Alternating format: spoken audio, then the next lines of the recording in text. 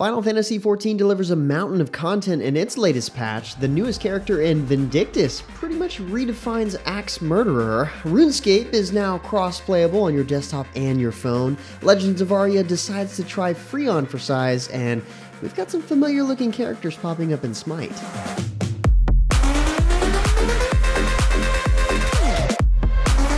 What's good, everyone? James Blonde here with your weekly recap for gaming news and announcements of the week of November 1st, 2019. And kicking off the news this week, the latest War Thunder update entitled Shark Attack will feature an up-armored Abrams tank. There are some other new additions to the game, such as the legendary helicopters Ka-50, also known as the Black Shark, and the Mi-28M. Named after the Swedish word for barrel, the J-29D Tunnen may have looked clunky and awkward, but it flew gracefully thanks to the swept wings.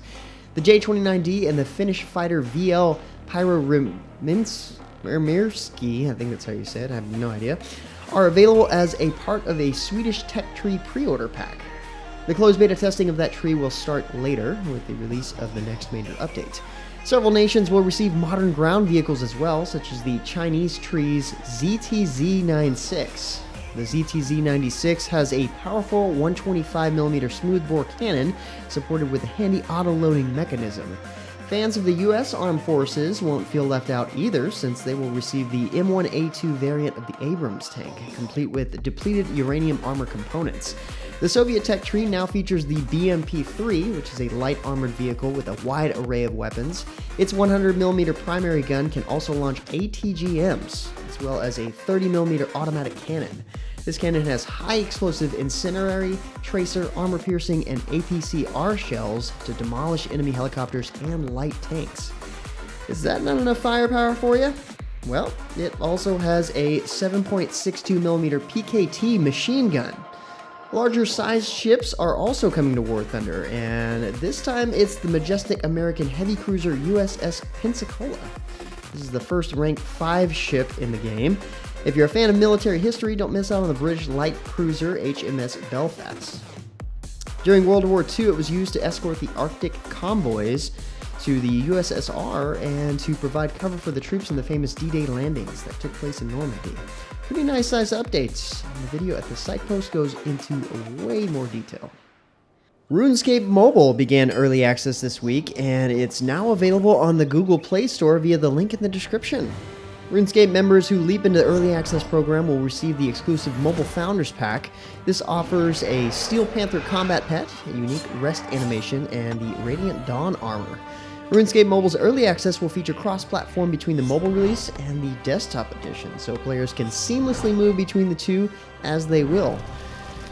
Done playing RuneScape and want to leap into RuneScape Mobile early access because you need to leave your desk or laptop? It's never been easier. RuneScape Mobile also has an entirely new UI that's designed specifically for touchscreen devices. Next up, Tera's Unmasked update is officially live on consoles and brings some great new content to the game. First, there's the Guardian League missions, which have players taking to the skies. In the Rhapsody of Wind and Fire missions, players fly around collecting orbs to destroy desert wraiths. Alternatively, there are search and destroy missions where players battle alien drones waiting for the mother ship to arrive. If you're after cool new ways to fly, Tera's Unmasked update has you covered with new dragon mounts in the Tera store. A trio of majestic creatures awaits in both combat and non-combat forms. Both forms of Gloom, Dusk, and Storm provide their riders with HP and NP restoration while mounted. The combat version buffs players' crit power after dismounting and belts a mighty roar to increase damage against monsters. Players seeking a new challenge don't have long to wait either. The Unmasked update offers the Red Refuge dungeon for level 65 players, where they're tasked with waging war against the Red Riders' base. 3 BAMs await within, and success has a chance to reward the team with a killer mask, featuring its own set of bonuses. In other news, Citadel Studios is inviting everyone to come play Legends of Aria with the arrival of their New Dawn update. The New Dawn update arrives this November, and with it, all players will have access to Legends of Aria free of charge, though there will be an optional low-cost subscription that offers several bonuses. While free Legends of Aria is certainly exciting, it's not the only aspect of the new Dawn update. The Wilderness, which is a community favorite, is returning, and that's just the start. More information on the subscription can be found in the link below. This is an exciting change, giving more people than ever a shot at trying an open world MMO without having to invest money first.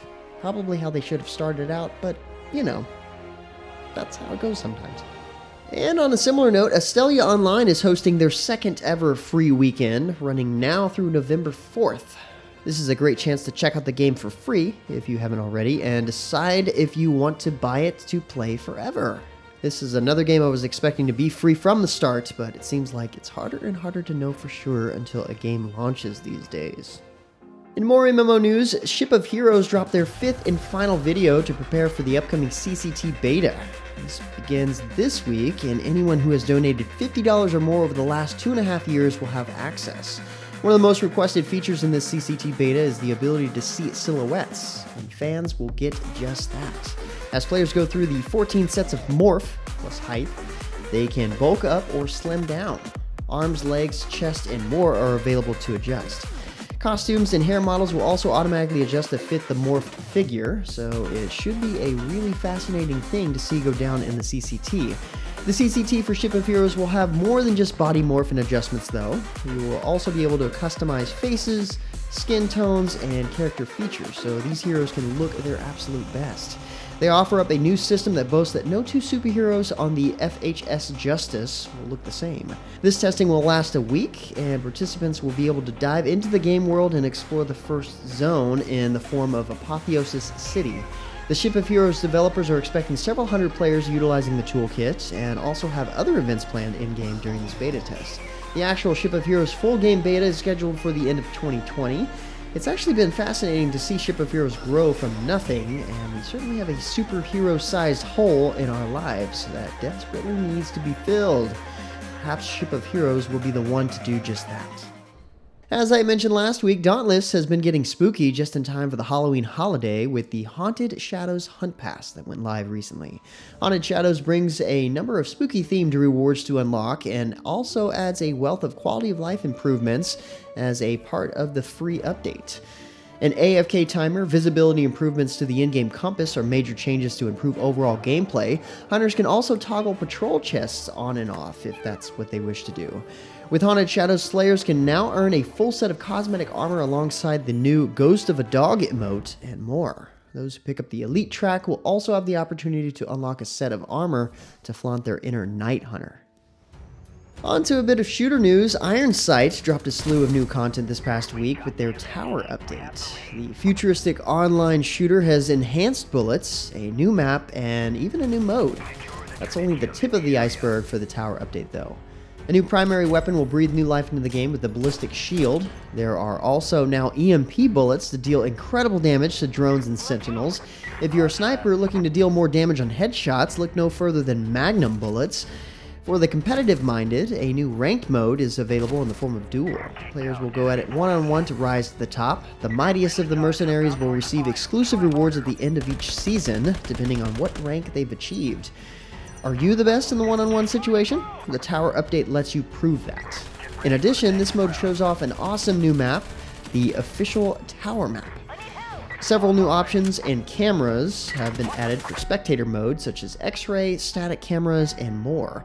The popular map known as Downtown has been graphically revised. In addition, the update provides new weapon skins and tactical improvements overall. Bleeding over from past news weeks, Kingdom Under Fire 2 released yet another video recently showing off how you can command your forces in this ambitious addition to the franchise. You can recruit units from 12 factions to stand behind and offer up strategies to as you level them up. But you don't have to leave them as they are though, because their gear can be improved, and these units can learn new abilities. It's up to you to create a colossal war machine to demolish all of your foes in epic RTS battles. Do you want archers, scorpions, maybe ogres and wizards? Kingdom Under Fire 2 has you covered. I know it's an older game and it took its sweet time coming over to the West, but only in this case, better late than never. On a slightly similar note, there's a new playable hero in Vindictus this week named Belle. She uses powerful heavy attacks with her mighty battle axe to send opponents flying, knock them down, and dish out tons of damage. from the looks of things, Thor would be proud. Final Fantasy XIV Shadowbringers received its first major update this week with patch 5.1, Vows of Virtue, Deeds of Cruelty. The update itself includes a mountain of content, including the next chunk of the Shadowbringers main storyline. There's a new 24-player Alliance raid called the Copied Factory, inspired by the world of Nier. Square has also added a New Game Plus mode, which allows players to revisit old content while keeping their current character level and gear. This extends to Heavensward, Stormblood, and Shadowbringers content. There's a new Hades Extreme Trial and a brand new dungeon, too, called the Grand Cosmos. Aside from all the new content, there's a huge pile of quality of life and balance changes to boot. For the full breakdown, check out the link in the description below. The next phase of EVE Aether Wars is on its way, aiming for a record-breaking pre-registration phase. They want to push the boundaries of what's possible in cloud gaming. Don't miss out on the largest ever fight in gaming on November 23rd, 2019. To pre-register, you can click on the link below and wishlist the game on Steam. And finally, for a last bit of news, a much-anticipated crossover event has started in Smite a few days ago. The RWBY update, as it's called, features 4 crossover skins from Rooster Teeth's popular anime show RWBY. Thanatos, Freya, Amaterasu, and Tera trade skins with Ruby Rose, Weiss, Blake, and Yang, along with special voice packs that go with the look. But these aren't the only skins. In fact, Christmas has come early in this department. New awesome skins for Scylla, Daji, and Ganesha, along with others, will be available as the Odyssey delivers them going into December. The other major part of this update is the remodel for Isis. The Egyptian goddess of magic will have a completely new model, card art, rig, and animation set, and the Mastery, Recolor, and Shadow skins will, of course, all be updated with the new model. Classic Isis has been added into the game as a new skin, preserving the old base model for those that still prefer that look. It'll cost you, though. And that about wraps it up for all the major news and announcements for this week. For more information on the news topics, check the links in the description below. Feel free to discuss the news or even more news in the comments below. And don't forget to like, subscribe, hit that little bell icon to get notifications, and of course, share this video. But until next time, guys, that's going to be it for me. I'm James Blonde. See you out there, gamers.